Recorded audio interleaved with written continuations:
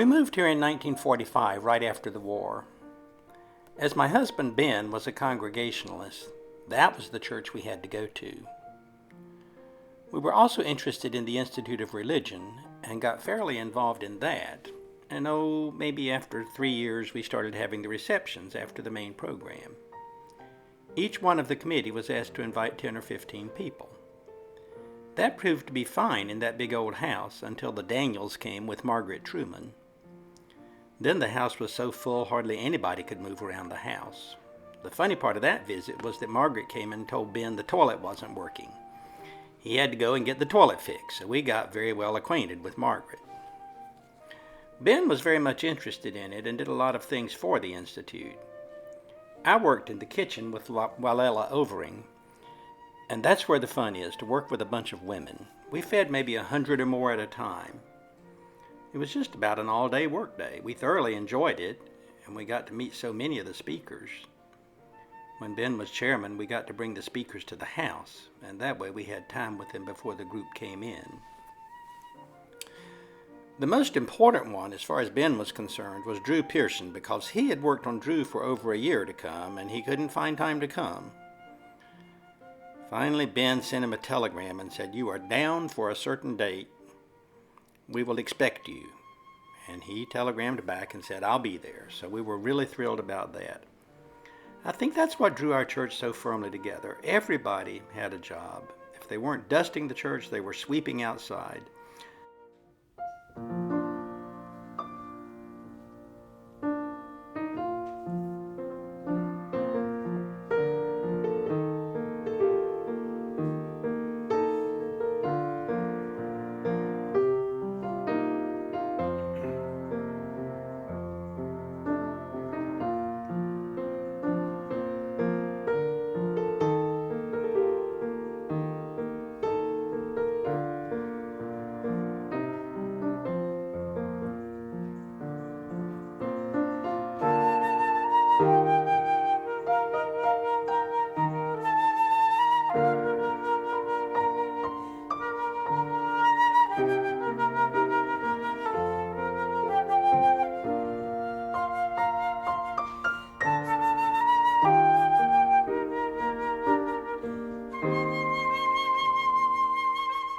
However, things were coming to a head.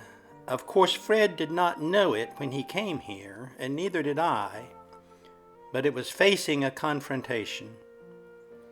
It was brought out by one person who was vindictive. However, the time was right, or she couldn't have brought it about. The first year we were here, things were fine. I guess it was about the second year that this thing began to come to a head.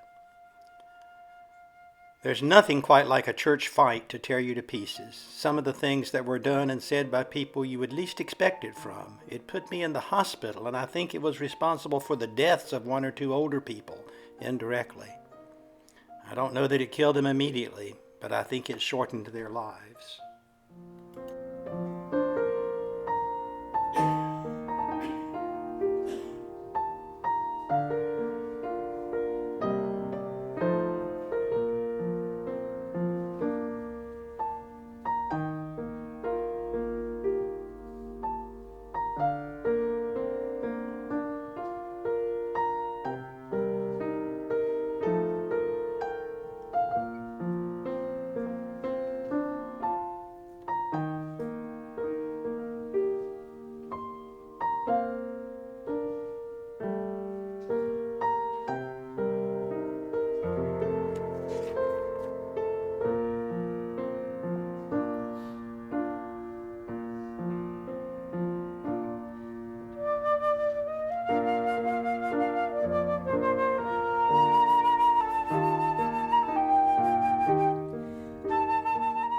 On Palm Sunday, April 2nd, 1950, Fred preached a sermon on the topic, The Tears of Jesus.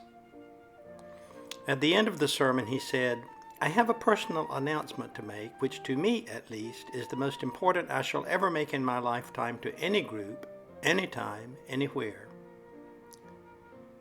This week, an expressful joy has come into my life, for one whom I dearly love has consented to become my wife. Rachel Rosenberg and I expect to be married in this church sometime in June. We wanted you, our good friends of this church, which has brought us together, if it has sometimes kept us apart, to be the first to know of our newfound happiness and, of course, to invite you to the wedding when it occurs. If there are any tears to be shed, I trust they will be tears of rejoicing, for I have shed a few myself and can understand. I was so happy for him because I thought so much of him all during the siege that he had during this terrible turmoil. How hard it was to come home at night. When he'd come home, I'd be in bed. How much more wonderful it would have been if he could have had a wife to share it with him.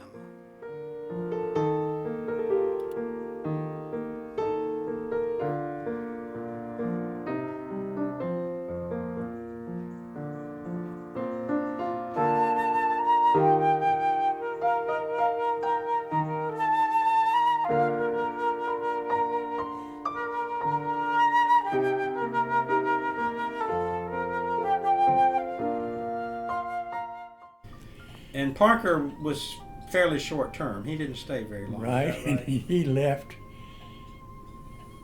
He just disappeared. Is that right? Left his wife and baby in the parsonage, which at that time was on Dixie Trail, I guess.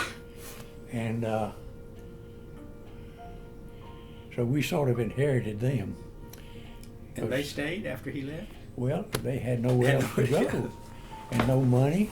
Uh-huh. She finally got a teaching job. Right. But it was that was a terrible situation. I've never seen Bill Parker since. It turned out he went to work for a program called Save the Children, which you've no doubt heard of.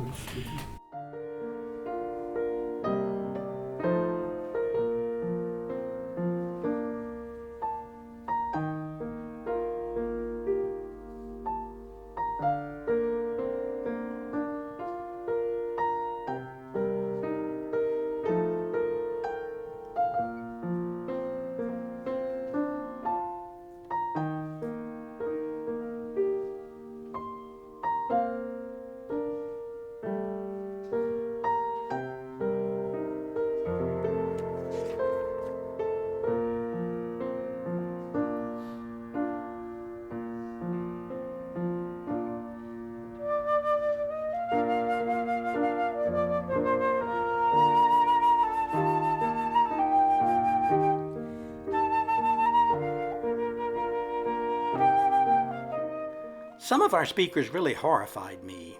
I guess I shouldn't mention any names, although a couple I'm thinking about are gone, but we had people whose names were pretty much household words in those days, but who really weren't in the class with Eleanor Roosevelt. They were often the difficult ones, and they would insist on more money, publicity, and attention.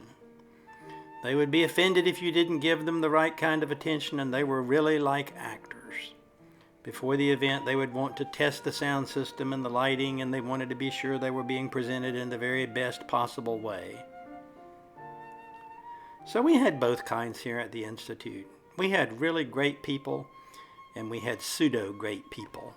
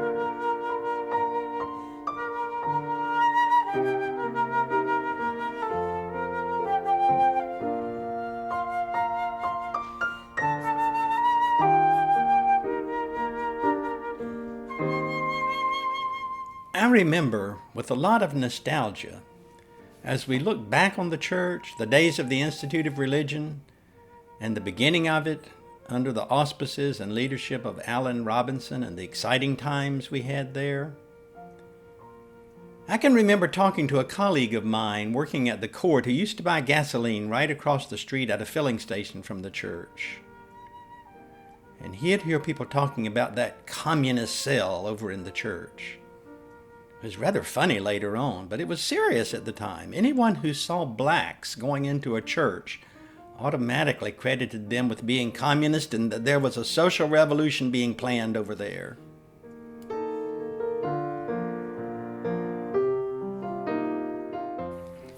We came to Raleigh in 1946. When we came here, we joined the West Raleigh Presbyterian Church and stayed there until approximately 1957, at which time I, in my usual fashion, ran into a conflict with the minister of that church. I suggested to him that in the previous 5 years on Race Relations Day, they had used calendar programs that pointed out it was Race Relations Day, but he'd never mentioned it and completely ignored it. At this time, there was the opportunity to make some comments regarding legislative efforts being taken downtown in connection with the recent desegregation effort. I suggested to him that he not take a stand as to whether people should vote for or against it, but that he should point out to them that it was appropriate that 2 days after Race Relations Sunday we might think about it. Race relations was human relations, and human relations were certainly an integral part of religion. His response to me was he could find no hint in the Bible as to how he should think about race relations. I said I certainly found a number of things in the Bible that made me know where I stood on it. He said, "Well, you must be better than Jesus Christ then." I subsequently left the church.